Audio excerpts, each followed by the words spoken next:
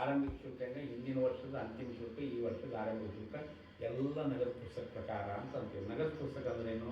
ವಹಿವಾಟ ಆ ಸಂಸ್ಥೆಗೆ ಸಂಬಂಧಪಟ್ಟಿದ್ದು ಉಳಿತಾಯ ಖಾತೆಗಳು, ಚಾಲ್ತಿ ಖಾತೆಗಳು, ಸ್ವೀಪಿಂಗ್ ಸ್ವೀಪೌಟ್ ಅಕೌಂಟ್ಗಳು, ಅಥವಾ ನಮ್ಮ ಆರ್ಥಿಕ ಇಲಾಖೆ 31/2017 ಪ್ರಕಾರ ಏನು ನಿಯಮಗಳ ಪ್ರಕಾರ ಏನು ನಿರ್ವಹಣೆ ಮಾಡಂತ ಹೇಳ್ಯಾರ ಎಲ್ಲ ಖಾತೆಗಳ ವಿತ್ತೀಯ ಸ್ಥಿತಿನಾಗ ಏನು ಬರ್ತೀವಿ ಹಿಂದಿನ ಸಾಲಿನದಕ್ಕೆ closing balance of the cash book should be taken as the opening balance of the current year ಅಂತ ಹೇಳ್ತಾರೆ.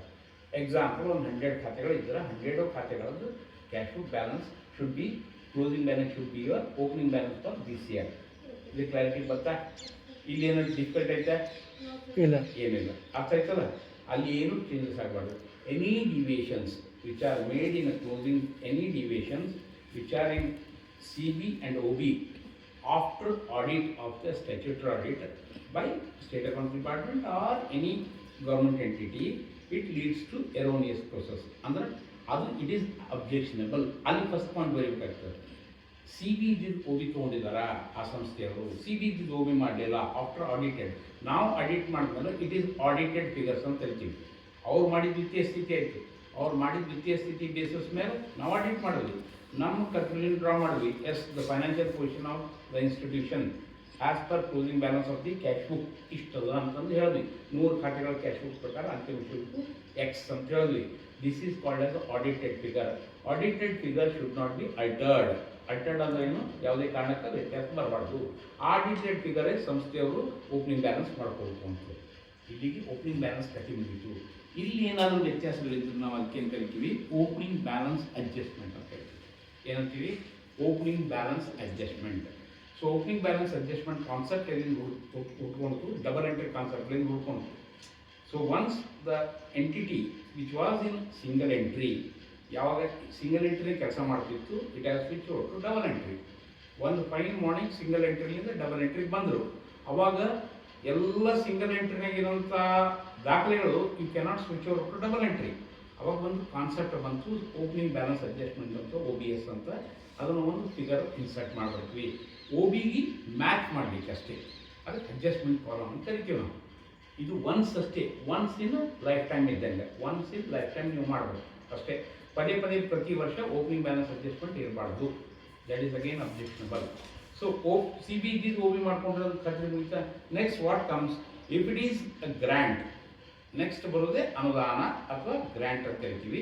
ಆ ಸಂಸ್ಥೆಗೆ ಆ ಖಾತೆಗಳಲ್ಲಿ ಯಾವ ಖಾತೆಗಳಿವೆ ಎಲ್ಲ ಖಾತೆಗಳಲ್ಲಿ ಏನು ಅನುದಾನ ಬಿಡುಗಡೆ ಆಗಿದೆ ಅದೆಲ್ಲ ಬಿಟ್ಟಂಥ ಅನುದಾನ ಬಿಡುಗಡೆ ಆಗಿದ್ದಾಗ ಅನುದಾನಗಳು ನೀನು ಕ್ಯಾಶ್ ಬುಕ್ನಾಗ ಎಂಟ್ರಿ ಮಾಡಿರ್ತೀವಿ. You are not reconciling with the bank ಬಗ್ಗೆ ನಮ್ಮ ಮಾತಾಡಿ ಇರ್ತಿಲ್ಲ. ಫಸ್ಟ್ ತಲೆಗೆ ನೆನ್ಪಿಡ್ಬೋದು what the general principles of accounting says. ಏನಂತ general principles of accounting? You have to write the cash book as it is ಅಂತದೆ, as it is within brackets. as it is ಅಂದ್ರೆ ಏನು? ಹ್ಯಾಂಗೆ ಬಂತ್ ಆರ್ಡರ್ ಹಂಗೆ ಬರೀಬೇಕು, ಹ್ಯಾಂಗೆ ಚೆಕ್ ಕರ್ದಿ ಹಂಗೆ ಬರೀಬೇಕು. You should not look in to the bank book. Bank book ಯಾವಾಗ ನೋಡ್ಬೇಕು? It is final stage, reconciliation ಮಾತ್ರ. ಅರ್ಥ ಆಗಿರುತ್ತಾ? ಸೊ ಬ್ಯಾಂಕ್ ಬುಕ್ ಬಗ್ಗೆ ನಾವು ಮಾತಾಡ್ತಾ ಇಲ್ಲ. ಸೊ ನೀನು ಆರ್ಡರ್ ಬಂತು, ಗ್ರ್ಯಾಂಟ್ ರಿಲೀಸ್ ಆರ್ಡರ್ ಬಂದ ಸಂಸ್ಥೆಯಿಂದ ಬ್ಯಾಂಕಿಗೆ ಬಂದು ಜಮಾ ಆಗಿದ್ದು ಬಿಟ್ಟುದು ನಿನಗೆ ಸಂಬಂಧ ಇಲ್ಲ, ನಗದು ಪುಸ್ತಕದಲ್ಲಿ ಬರೀತೀವಿ. ನಾವು ಹೇಳ್ತಾ ಇರೋದು ಏನೇನು ಗ್ರ್ಯಾಂಟ್ಗಳು ಬಂದಾವ ಅಂತ ಹೇಳಿರ್ತೀವಿ. What are the grant received in these accounts. Suppose ಒಂದು 100 accounts 50 accounts grant accounts. So ಎಲ್ಲಿ 150 ಅಕೌಂಟ್ಸ್ನಲ್ಲಿ ಗ್ರ್ಯಾಂಟ್ ಬಂತು ಆ ಟೋಟಲ್ ಗ್ರ್ಯಾಂಟು ನೀನು OB ಜೊತೆ ಆ್ಯಡ್ ಮಾಡ್ಕೊಳ್ತೀವಿ. So that is second. So OB ಆದ ತಕ್ಷಣ ರಿಸೀಟ್ಸ್ ಅಂತ ಏನು ಕೇಳ್ತೀವಿ. ಆ ರಿಸೀಟ್ಸ್ನಲ್ಲಿ first is grants. Second is your internal resources. Internal resources of university. It is a very big chapter. Internal resource of a local body. It is a very big chapter. Internal resource of your Gram Panchayat is different. Internal resource of any other organization is different thing. So ಎಲ್ಲ ವಿಂಗಡಣೆ ಮಾಡಿದಾಗ internal resource ಆಂತರಿಕ ಆದಾಯಗಳು ವಿಶ್ವವಿದ್ಯಾಲಯಕ್ಕೆ ಯಾವ ಬರ್ತಾವ? Admission fee, registration fee, academic all fees, examinations all fees, ಮತ್ತು ನಿಂದ sale of raddi paper, sale of your scraps or sale of your vehicle, any let-outs, any property sales, all everything what you have sold during that year is your internal resource, except grant given from state and central government. ಅರ್ಥ ಆಗ್ಲಿತ್ತ? So this is what we call it as the internal resource. So second component of the receipt for any institution is its internal resource. First is the government grant, it may be state or central or any other government organizations apart from state and central or any allied organization, that is all clubbed under grants. Second is your internal resource. ಎರಡು socket clear ಅದು receipts. Third socket, what it comes is your interest. How you have earned the interest? Interest ಹೆಂಗ? Interest from your regular bank accounts, interest from your current bank account ಬರ್ತಾ ಬರಂಗಿಲ್ಲ. Current account there is no interest. From your regular bank account or you may be, it may be a flexi bank accounts. Flexi ಇರಬಹುದು. ಹೌದಾ? Flexi sweep in sweep out accounts ನಲ್ಲಿ ಏನು ಬಂದ ಬಡ್ಡಿ, that is also calculated as interest. And one more concept is there, we call it as accrued interest. You know, accrued interest. The interest over the interest, we call it as accrued interest. Hang bantu interest over the interest hang bartha? One interest bandirtha, it is again multiplied. It is compounded. It is compounded in some accounts. It is compounded in other accounts. ಕೆಲವು accounts compound ಆಗ್ತದೆ, ಕೆಲವು accounts compound ಆಗಂಗಿಲ್ಲ.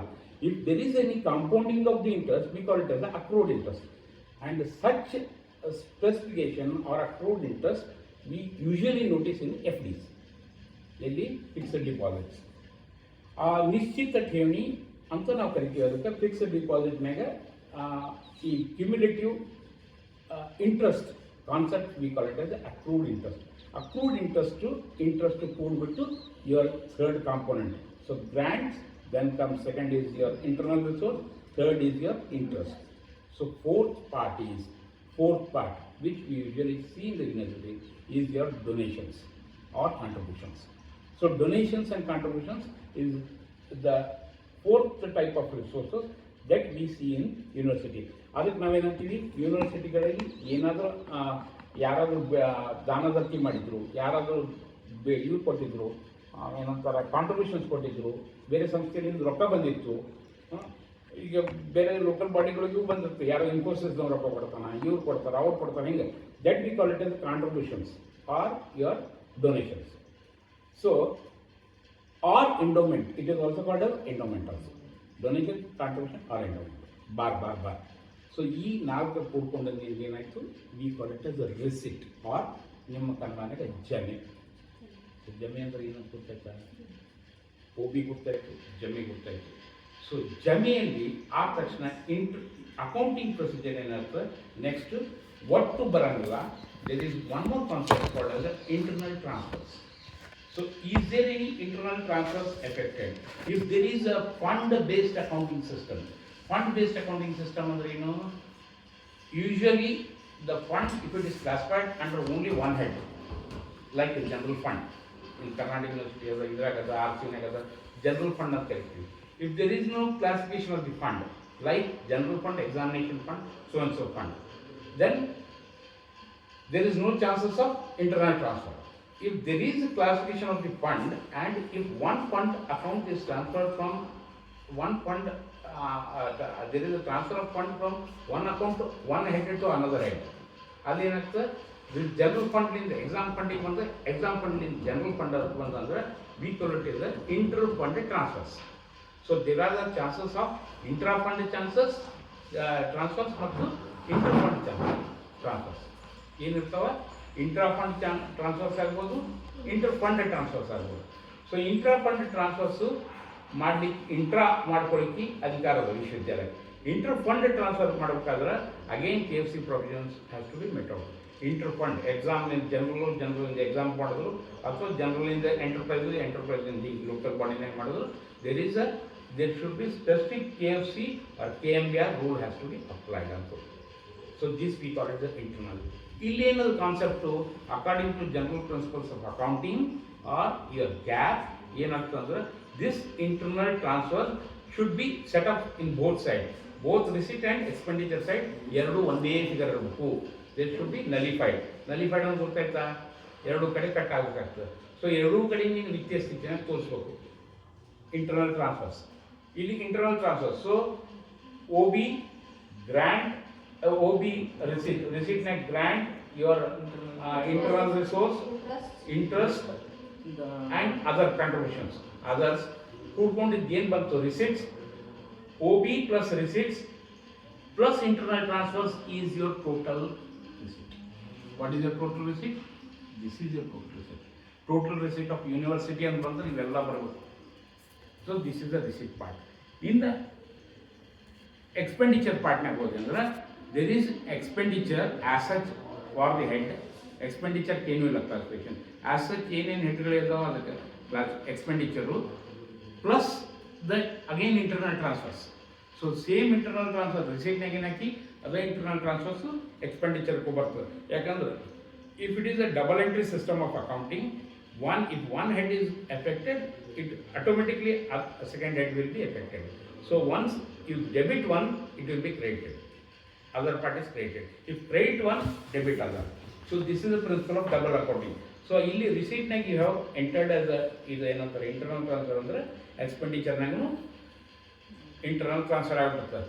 So ಅಲ್ಲಿ expenditure plus internal transfer is your total expenditure. So total receipts minus total expenditure is your cash book closing balance of all the accounts. Okay. So for all the accounts, total closing balance size. Then comes your reconciliation part. Reconciliation ಅಂದ್ರೆ ಏನು? So total closing balance of the cash book you get, you have to compare with each cash book balances has to be compared with the bank balances. Each cash book. So difference ಏನದಲ್ಲ, what is the procedure of general accounting procedure ಏನಂತ? By all means the passbook balance should be more when compared to cash book. Then we call it as the healthy conditions. ಏನಂತಾರೆ? Financially stable or healthy condition of the that institution or for that purpose, for that account, particular account. When we say it as healthy condition, andre passbook balance should be more, your account closing balance of the cash book should be less for all purposes. But it is not the same situation always. So difference we call it as a reconciliation. The difference between passbook and cash book. So we call it as a reconciliation. Then what are the reasons for reconciliation? What are the reasons for difference? So the difference is reason. If the amount is more in the cash book, less in the passbook, reasons may be unencashed checks. One reason is unencashed checks. You have mentioned it as a check has been mentioned in the cash book. Cash book naಗ check ಬರ್ದಿ ಹರಿದಿ but banking credit ಆಗಿಲ್ಲ, bank ನಲ್ಲಿ ಖರ್ಚು ಬಿದ್ದಿಲ್ಲ. Then we call it as unencashed checks or uncleared checks. It may be uncleared checks. One situation is there where your bank balance is less and your cash book balance is more. Any chances are there?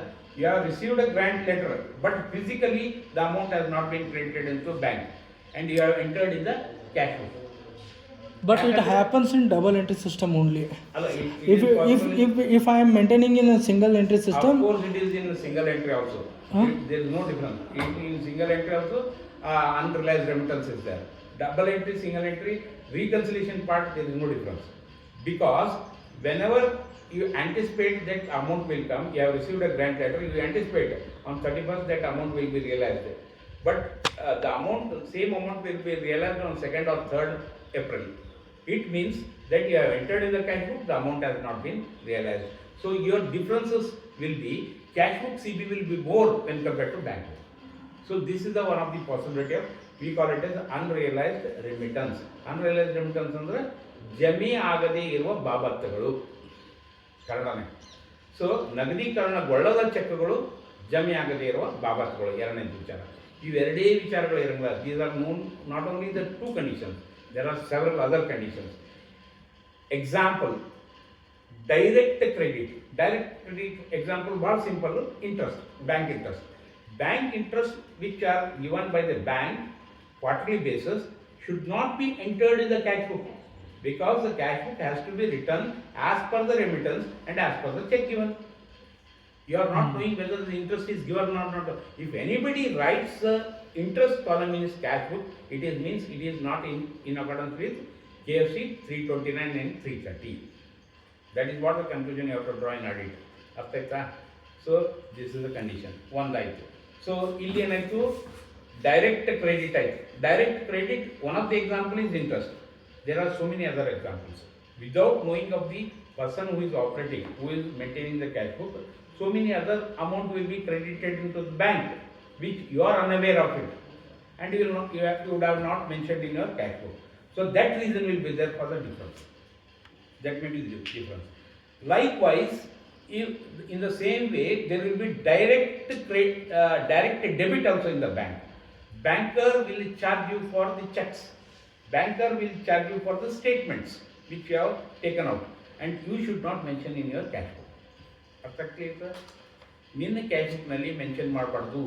ನಿನ್ನ cash book ಹೆಂಗದ ಹಂಗೆ ಬರೀಬೇಕು. ಬ್ಯಾಂಕ್ನಾಗ ಖರ್ಚು ಏನು ಬರೀಬೇಕು, that should be mentioned in a reconciliation, not there. So everything should come under reconciliation head. And direct credit ಆಯಿತು, direct debit ಆಯಿತು, ಅನ್ರಿಯಲೈಸ್ ರೆಮಿಟನ್ಸ್ ಆಯಿತು, ಅನ್ಕ್ಲಿಯರ್ಡ್ ಚೆಕ್ ಆಯಿತು, 4 ಆಯಿತು. ಇವು ಬಿಟ್ಟು ಅನ್ನೋನ್ ರೀಸನ್ಸ್ ಸಲುವಾಗೂ ದೇರ್ ವಿಲ್ ಬಿ ರೀಸನ್ಸ್. ಯಾಕಂದ್ರೆ there will be contra entries. So once the bank may credit it and withdraw it without giving any reason, there will be so many entries in the bank. So erroneous causes and corrective, that is the final reason. Erroneous causes are the causes which are attributed to the bank, not to the person who is writing the cash book. So this is the final reason for reconciliation. So difference between your passbook and cash book is a difference that we have to reconcile it. That is the final stage, and the reason for this reconciliation is so many that things. If the your maintenance of the cash book is not through check, if it is through NEFT, or if it is through PFMS, or if it is through UCM, UCC, MS, UMS, then in those cases, if it is through any net banking, if it is any mode of the modus operandi is different from the check or cash, then that difference also be mentioned in your reconciliation. Example, if there is any difference, you are integrating your software through PFMS. That is a direct credit. In that case, that difference will be not difference of check, that will be difference in the PFMS number, or that will be difference in your USMS number, or that will be difference in your NEFT numbers. So that is the difference that has to be shown in under reconciliation. So this is entire picture of what we call it as the financial position of the institution. Perfect. This is financial position. This is audit. This is what we call it as audit.